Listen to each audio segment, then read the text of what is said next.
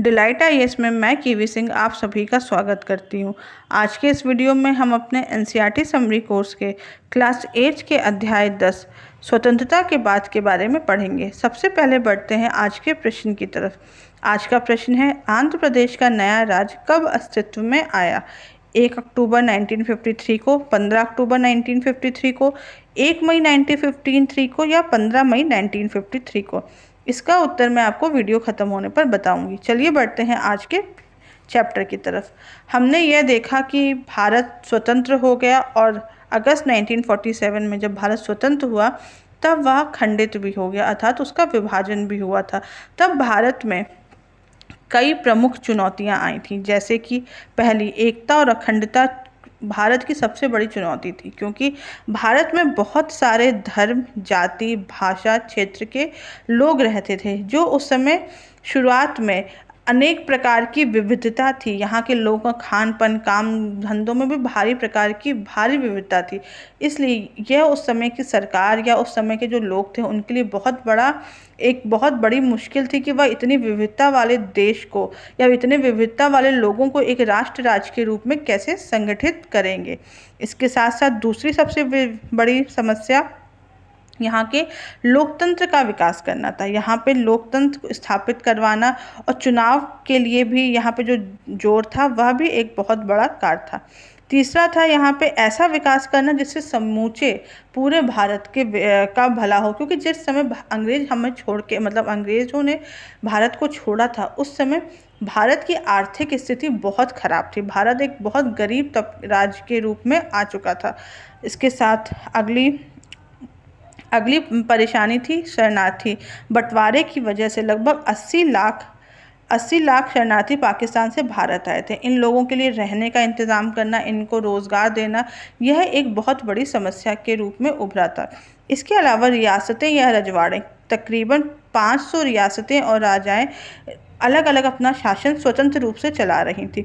इन सभी को एक राष्ट्र के रूप में इकट्ठा करना और उन्हें अपने में शामिल करना एक बहुत बड़ा काम था। इसके लिए सबसे पहला काम हुआ था, जो सबसे पहला स्टेप था, नए संविधान की रचना करना। संविधान सभा की पहली बैठक 9 दिसंबर 1946 को हुई और 1947 में विभाजन के बाद इसमें केवल 299 सदस्य रह गए थे। 26 नवंबर 1949 में संविधान बनकर शुरू हो गया और 26 जनवरी 1950 को संविधान लागू हो गया था। यद्यपि जो संविधान की हमारी जो प्रक्रिया थी संविधान बनाने की, वह बहुत लंबी थी। यहाँ पे बहुत सारे वाद विवाद हुए, बहुत सारे चर्चाएं हुई और उस चर्चाओं के फलस्वरूप हमें संविधान लागू किया गया था। हमारे संविधान की सबसे पहली खासियत थी कि उसमें सार्वभौमिक वयस्क मताधिकार था। इसका मतलब था कि 21 वर्ष से ज़्यादा उम्र के सभी भारतीयों को प्रांतीय और राष्ट्रीय चुनावों में वोट देने का अधिकार था। यह एक अपने आप में बहुत बड़ा क्रांतिकारी कदम था, क्योंकि इससे पहले किसी भी भारतीयों को अपना नेता स्वयं चुनने का अधिकार नहीं मिलता था। और इसके साथ साथ ब्रिटेन और अमेरिका जैसे क्षेत्र में भी यह अधिकार पहली बार में नहीं मिला था, लोगों को टुकड़े टुकड़ों में मिला था। पहले पुरुषों को दिया गया, फिर सिर्फ शिक्षित पुरुषों को, उसके बाद नॉर्मल इंसान को, और महिलाओं का नंबर तो बहुत बाद में आया था। लेकिन भारत में यह एक ऐसा फैसला लिया गया था कि देश के सभी स्त्री पुरुषों को यह अधिकार दिया गया था, भले ही वह पढ़े लिखे हों, गरीब हों, अमीर हों या किसी भी स्थिति में हो, उन्हें यह अधिकार दिया गया था। दूसरा संविधान की सबसे बड़ी विशेषता थी यहाँ के मौलिक अधिकार। यहाँ पे सभी जातियों, धर्मों, किसी भी प्रकार की पृष्ठभूमि में रहने वाले भारतीयों को कानून की नज़र में समान माना गया था। सब भारत के कुछ लोग चाहते थे कि भारत में एक जो राजनीतिक व्यवस्था हो वो हिंदू आदर्शों पर आधारित हो और भारत को एक हिंदू राज्य घोषित किया जाए। उन्होंने इस बात का समर्थन देते हुए पाकिस्तान का उदाहरण दिया, परंतु उस समय के तत्कालीन प्रधानमंत्री जवाहरलाल नेहरू का स्पष्ट मत था कि भारत हिंदू पाकिस्तान नहीं बन सकता है और ना ही बनना चाहिए, क्योंकि भारत में मुसलमानों के अलावा सिख और ईसाइयों की भी एक बहुत बड़ी संख्या थी। इसके अलावा यहाँ पे पारसी, जैन और अन्य धर्मों के लोग भी रहते थे। जब इतने धर्मों के लोग यहाँ पे निवास करते थे तो यहाँ पे यह अधिकार केवल कुछ हिंदुओं या हिंदू धर्म के लोगों को दिए जाना बहुत ही गलत होता, इसलिए सभी नागरिकों को एक समान अधिकार दिए गए थे। संविधान की तीसरी व्यवस्था यहाँ के यह थी कि यहाँ पर धर्मनिरपेक्षता थी। यहाँ पर सभी को अपने धार्मिक विश्वासों मान्यताओं को मानने की पूरी आज़ादी थी।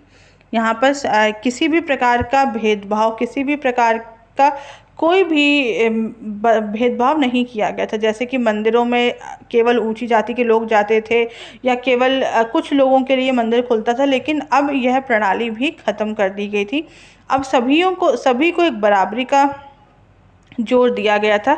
इसके साथ साथ हमने यह देखा है कि इसी प्रक्रिया के अंतर्गत आरक्षण का भी उदय हुआ है। आरक्षण में जनजातियों और जो पिछड़ी जातियों के लोग थे, निचली जातियों के लोग थे, उनको भी यहाँ पे आरक्षण दिया गया था, जिससे उन्हें सामान्य लोगों के सामान्य मतलब जो विशिष्ट वर्ग या जो उच्च वर्ग था उनके बराबर में आने का अधिकार मिले।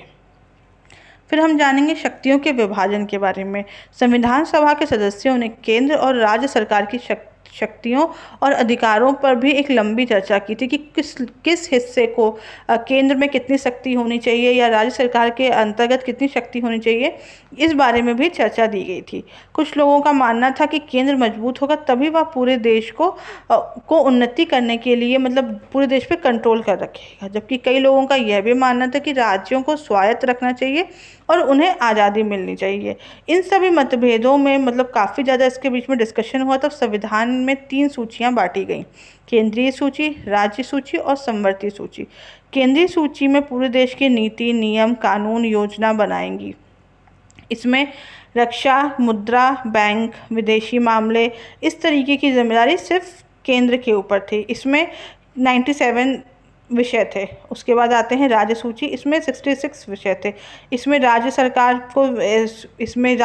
की जिम्मेदारी थी। में शिक्षा, स्वास्थ्य जैसे विषयों की जिम्मेदारी राज्य सरकार को दी गई थी, और वाणिज्य, पुलिस आदि भी। समवर्ती सूची एक ऐसी विषय थी जिसमें केंद्र और राज्य सरकारें दोनों रूप से फैसला ले सकती थी, लेकिन अगर 2 कानून बने हैं जिसमें केंद्र भी है और राज्य भी है, राज्य ने अलग कानून बना रखा है और केंद्र ने अलग कानून बना रखा है, तो केंद्र के जो बनाए गए कानून है उसी का पालन यहाँ पर होगा। इसमें वन, कृषि, शिक्षा, गोद लेना आदि प्रक्रिया के बारे में इसमें आया था। संविधान सभा में राज्यों के भाषा को लेकर एक बहुत बड़ी बहस थी। बहुत सारे लोगों को माना था कि अंग्रेजों के साथ अंग्रेजी भाषा को भी भेज देना चाहिए।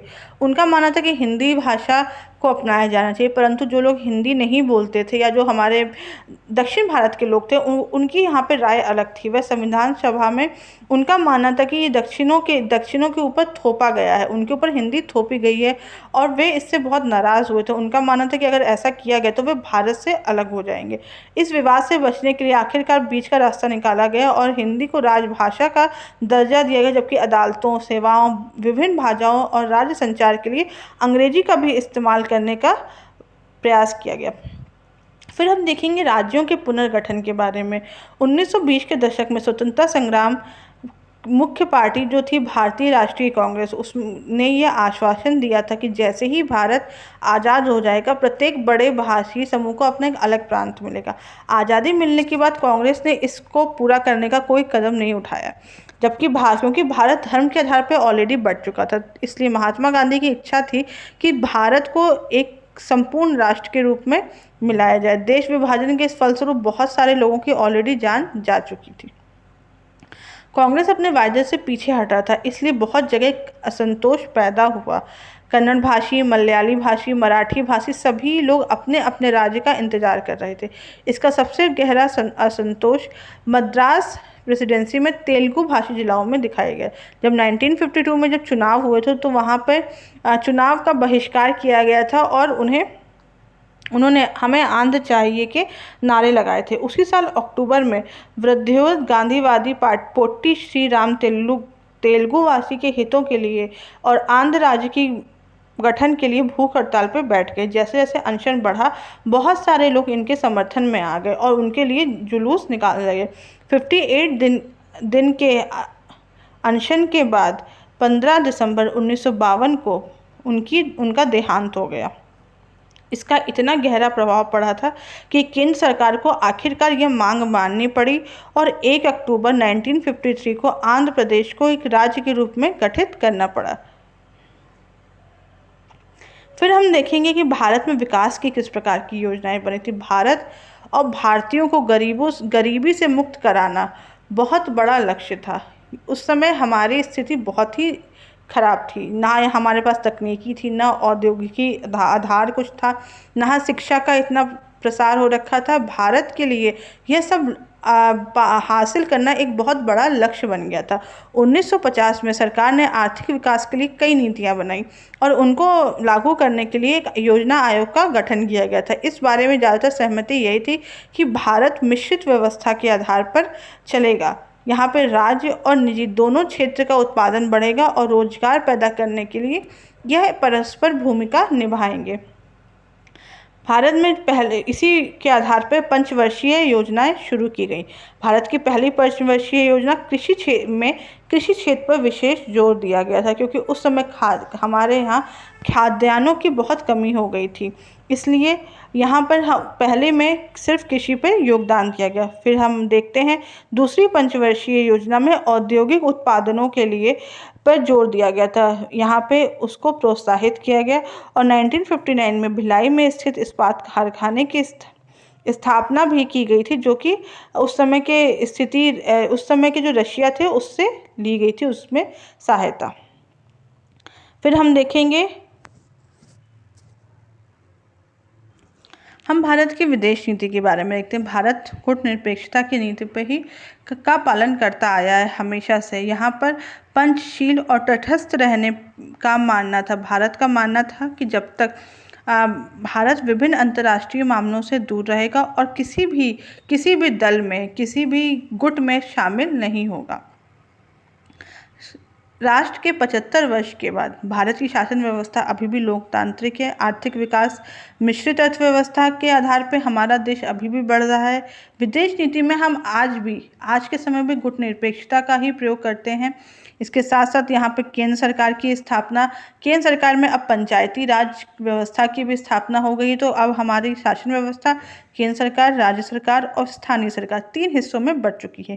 और संसाधनों का विकास उसी प्रकार से है, कार्यपालिका, विधायिका और न्यायपालिका। 15 अगस्त 2022 को हमने अपनी आज़ादी का 75वीं वर्षगांठ मनाई है। अब तक हमारे भारत में 16 लोकसभा चुनाव हो चुके हैं। भारत एक राज्यों का संघ है। यहाँ पे 28 राज्य और 8 केंद्र शासित प्रदेश हैं। भारत में जिस तरीके की विचारधारा है, उसमें संविधान की नज़र में हम सब बराबर हैं, लेकिन असली ज़िंदगी में भारतीयों के मुकाबले संघर्ष अभी भी स्थिति दूर है। स्वतंत्रता के समय बहुत सारी चीज़ें कही गई थी या बहुत सारी चीज़ें अप्लाई हुई थी, लेकिन उस समय हम ये देखेंगे कि बहुत सारी सफलताएं अभी तक पूरी नहीं हो पाई हैं। यह भी सच है कि हम पूरी तरीके से विफल नहीं हुए, लेकिन एक समान स्थिति में देखें, शिक्षा, गरीबी या बेरोजगारी की स्थिति में भारत अभी भी काफ़ी जगह पीछा है। आइए बढ़ते हैं आज के प्रश्न की तरफ। आज का प्रश्न था कि आंध्र प्रदेश का एक नए राज्य में कब अस्तित्व में आया। इसका उत्तर 1 अक्टूबर 1953 को। आज की वीडियो में बस इतना ही। अगर आपको इस वीडियो से रिलेटेड कोई भी डाउट हो तो आप मुझे कमेंट बॉक्स में बताएं और फ्री PDF के लिए हमारे टेलीग्राम ग्रुप को ज्वाइन करें। Thank you so much.